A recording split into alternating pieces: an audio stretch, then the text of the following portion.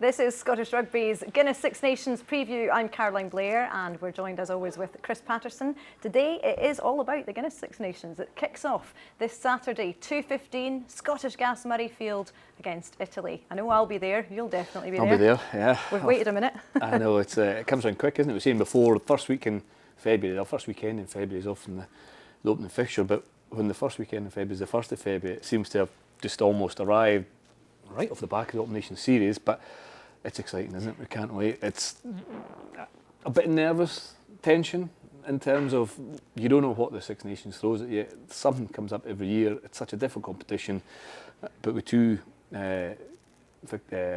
fixtures at home to start with, it brings comfort, but it brings a big challenge as well. The thing is, Mossy, it feels to me, and it might just be me, it feels like the Autumn Nation series was 20 minutes ago. I think we said that at the tail end of the Autumn Nation series as well, because you go from that into Europe, and in Europe into 1872, a couple of weeks, a couple of URC games and more Europe. So there's quite a lot of transition and change and big games in that period. Before you know it, you're a week out from the Guinness Six Nations, and here we are. I'd love to see the players' faces when you're saying, let's say to Finn on the back of a 6-day turnaround for playing from Bath. I know. Going into the Guinness Six Nations, and then here's us talking about the Autumn Nations about 20 minutes ago. Quite a lot of 6-day turnarounds as well. Yeah. If you think, and that tailors the training week, because you can't do as much on the Monday. Obviously, if the players have played on the Sunday, then there's travel, and you think about Italy as well. Garbisi was playing with Ben White. 10 o'clock on Sunday night, and they'll have to travel to the Italian camp. So, and I always felt when I was involved in Napoli, we probably did too much in that first week because you're trying to cram in everything in order to hit the ground running. So actually having, a lesser amount of time, because you've had so many players playing on the Glasgow played on the Sunday as well.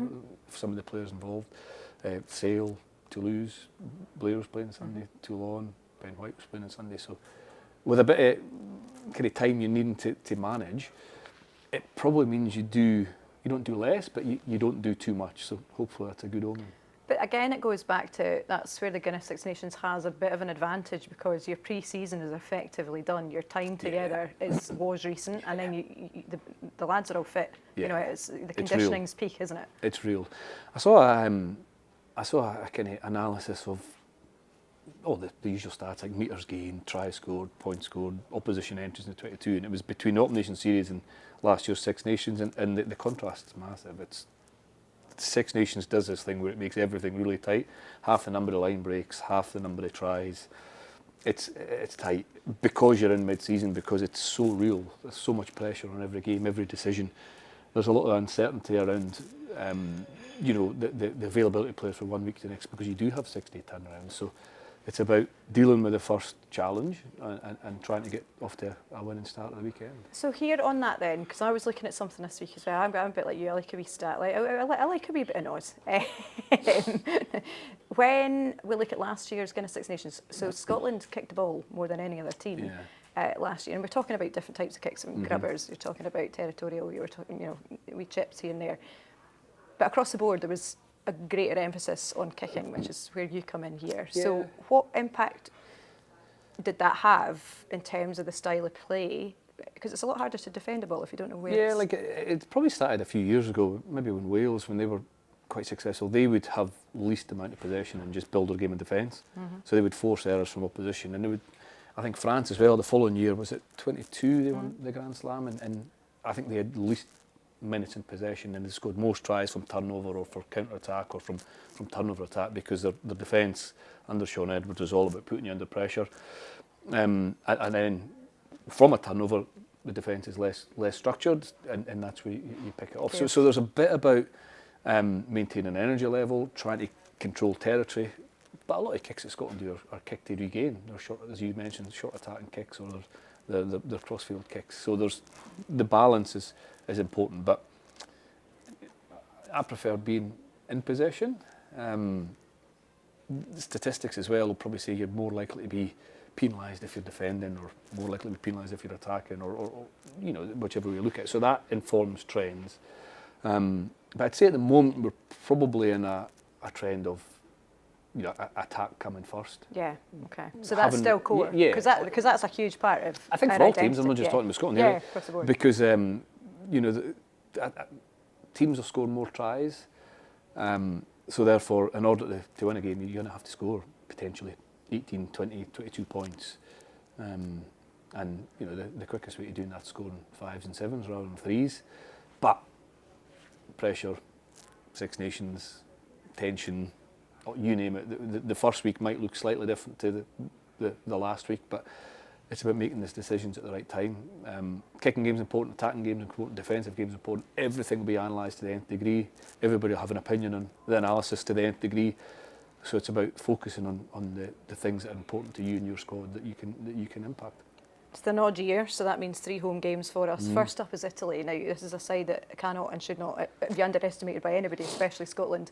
You know, we've had our relationships over the years, but most recently, we lost Italy last year, and they drew with France. Like, this isn't a side that quality we can... side. Yeah.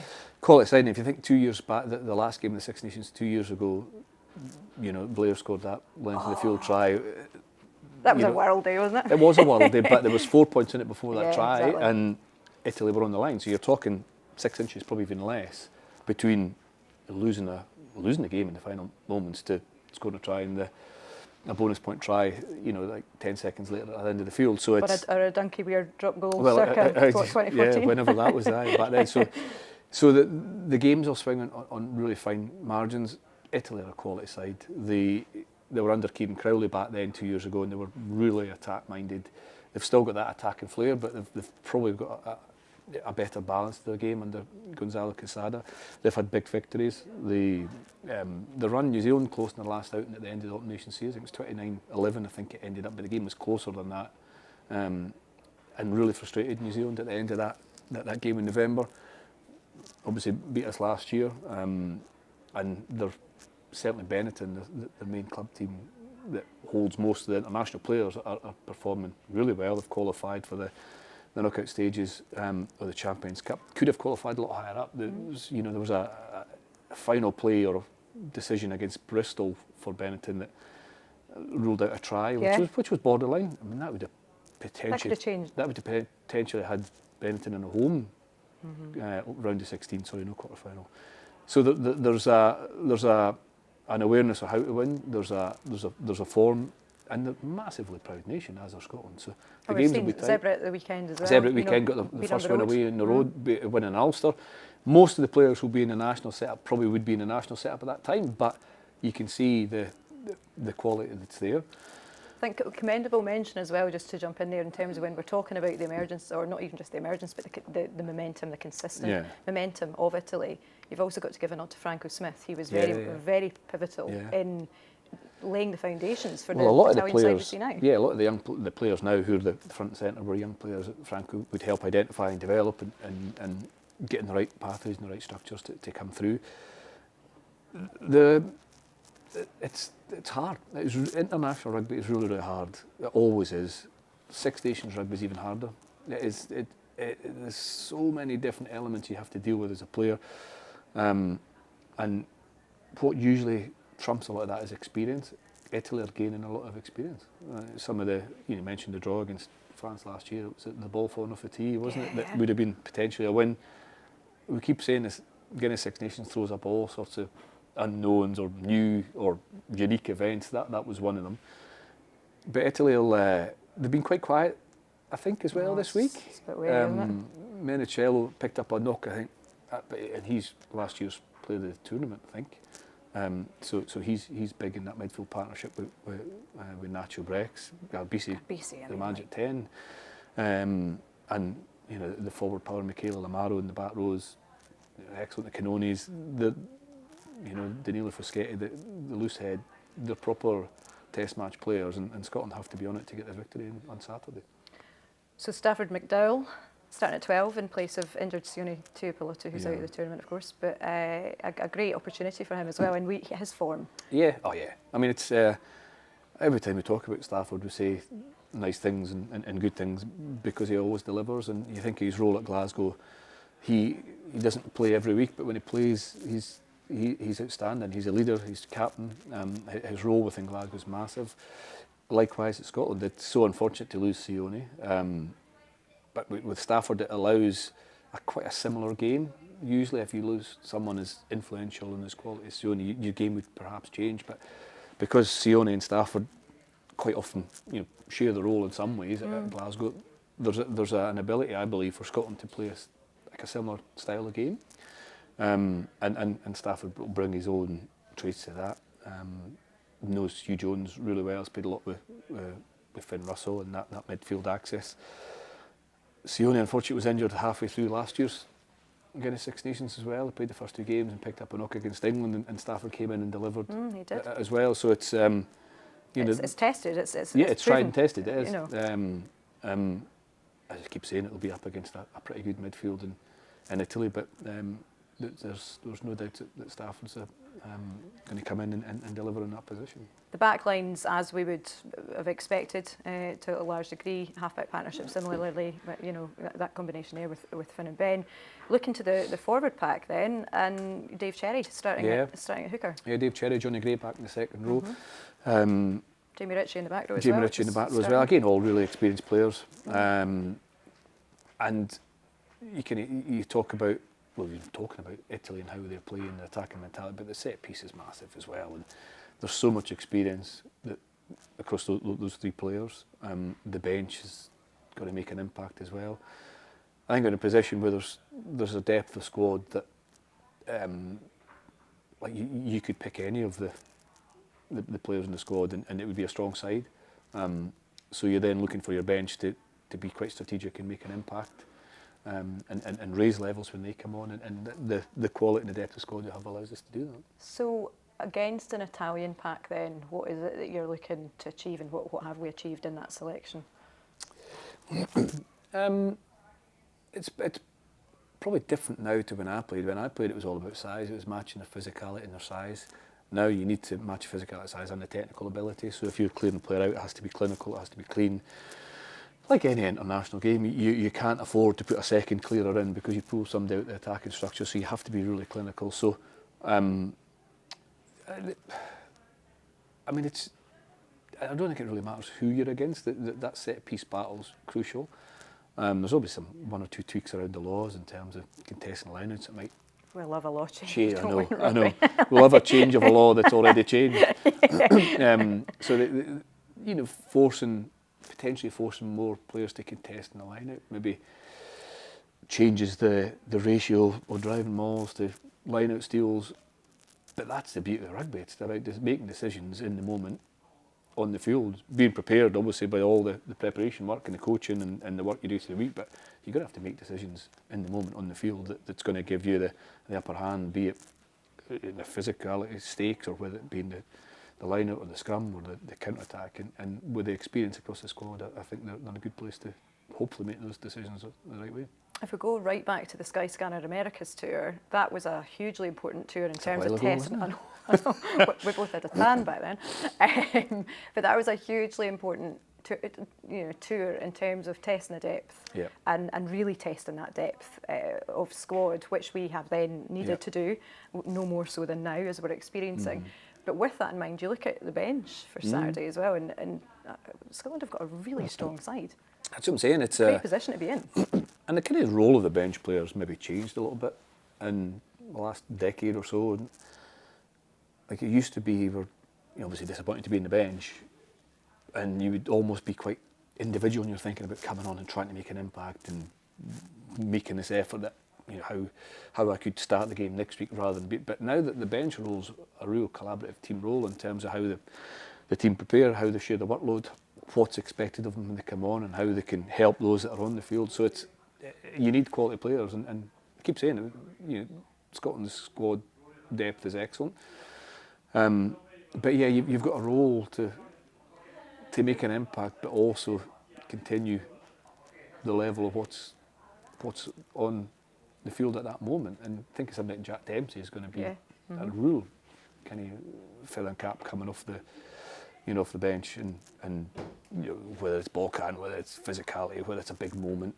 You've got kind of Tom Jordan, who had an amazing Autumn Nation series, who can make an impact in a number of 10, places. 12, 15. Yep.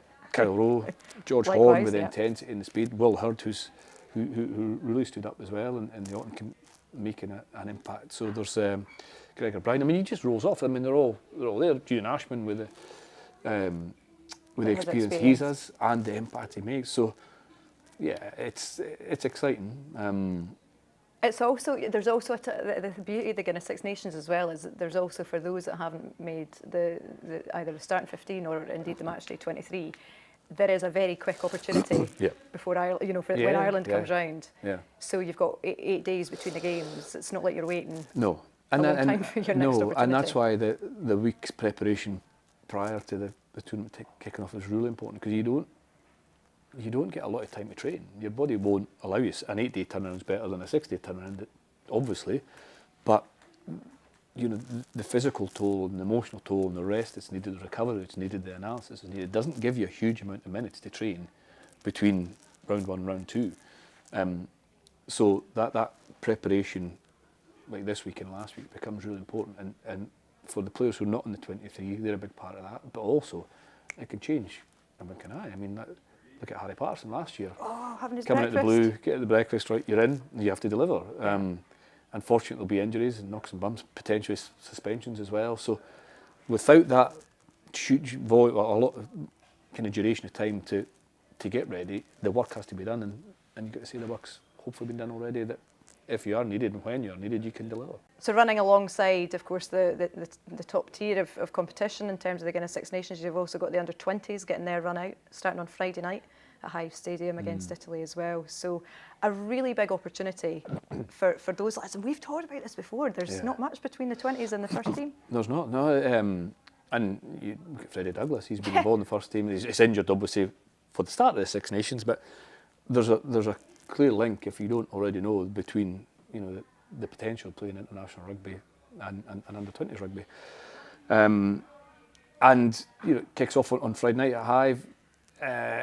The squad have had 2 warm-up games against Italy, against Wales. They played Edinburgh just to get the players exposed to the level of physicality, the level of the speed, the time, the decision making, because it's quite difficult for a lot of the players who'll be playing for under-20s to get that exposure to real hard physical rugby, enough in order to prepare them for a Six Nations fixture. So a lot of hard work, a lot of time spent together in camp, but these fixtures are invaluable, especially one against Edinburgh 2 or 3 weeks ago at Hive, where Matt Scott was playing, Ben Vellicott was playing.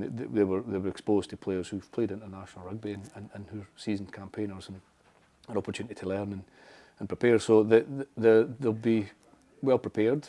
However, the opposition they'll come across will be well prepared as well. There'll be players they play against that are in top 14, that are in the Guinness Premiership, that play in the URC.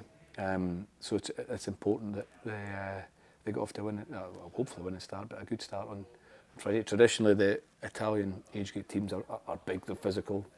Our emerging Scotland played the under-23s. What was that, in December, wasn't it? End of the year, yeah. And you can see the level of conditioning under-23s had. That's probably the biggest challenge for our under-20s, is to be combative enough in order to put the opposition under pressure. It's in terms of that competition for the under-20s, it's also a real opportunity to get used to playing in front of a crowd. So if you've got an under-20s that's taking place before a Scotland-Italy game on Saturday, you're going to have Scottish fans and Italian fans in a volume and a style that you wouldn't get at the rest of the year. And that was always exciting, but like thinking back to me as a player, you would play on the Friday night beforehand, and it would be the travelling fans who were there, and you'd almost feel part of the Six Nations weekend. When I played as well, there was a Scotland A team, so we used to curtain raise Scotland A, under-21, Scotland A, and then the following day would be the test side. So, and I think it's something we maybe overlook, how much of a learning curve playing in front of a big crowd is. We just assume that players at 18, 19 just can do it, and of course they should be able to do it, but it takes a bit of practice for some.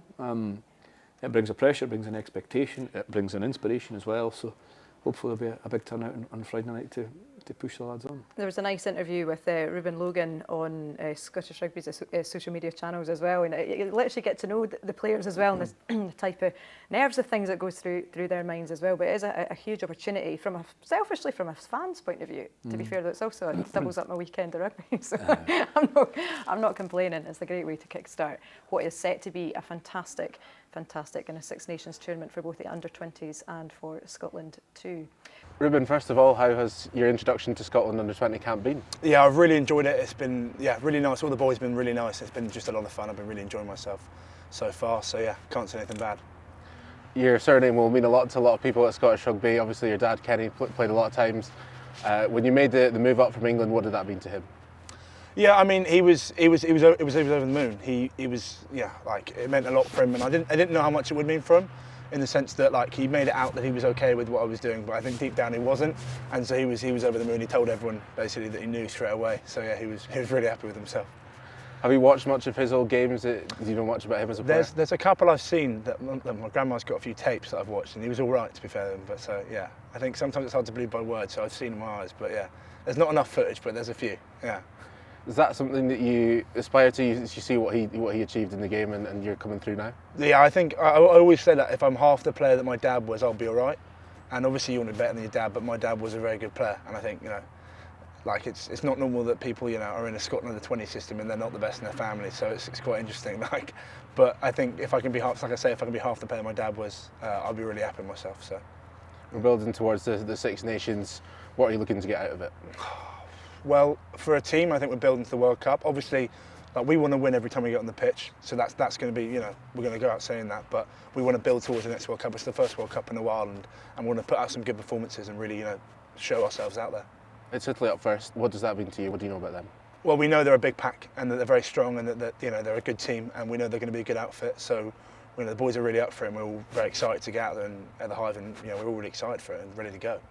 Yeah, you won't have played at the Hive yet, but ticket selling, home crowds. You've been to lots of Scotland games, football and rugby. Yeah. What does a Scotland crowd mean to you? Yeah, I mean they're one of the best. One of the best crowds in the world, if not the best. So I'm incredibly excited for Friday night, because I think it's going to be an amazing atmosphere, and I'm just really up for it. So I guess then, looking onto this just as we wrap up, we're going to have a full series to chat and to catch up on the tournament as it folds out. But for you, this weekend as an opener, what would you like to see in terms of a Scotland performance? You're going all out for this one, aren't you? This isn't a... Yeah, I think it's you almost have to look at Six Nations in isolation, a game in isolation, go out and deliver a level of performance that's better than it was in November, and good enough to get a victory. I think the first week, and this isn't being defeatist or negative, you've got to expect mistakes. With the pressure, with the expectation was said already, and this is across the opening Guinness Six Nations weekends, not just our game. It takes time to settle. There will be errors that you probably don't get in weeks 2 and 3 and 4. So how you react to those errors, whether it's you committing them or whether it's opposition, I think is really important. So it might be a wee bit untidy at times, but you've just got to have to deliver a level of performance that was better than the last time you played, and apply enough pressure to hopefully start in a winning way. Oh, you've set us up perfectly well there, as has the famous Grouse Nation series to deliver us an exciting start to going into this campaign with the Guinness Six Nations. As always, Scottish Rugby will be across the campaign. We'll be with you throughout. But if you are looking for more news and content in the meantime, do sit across scottishrugby.org or head to Scottish Rugby's social media channels.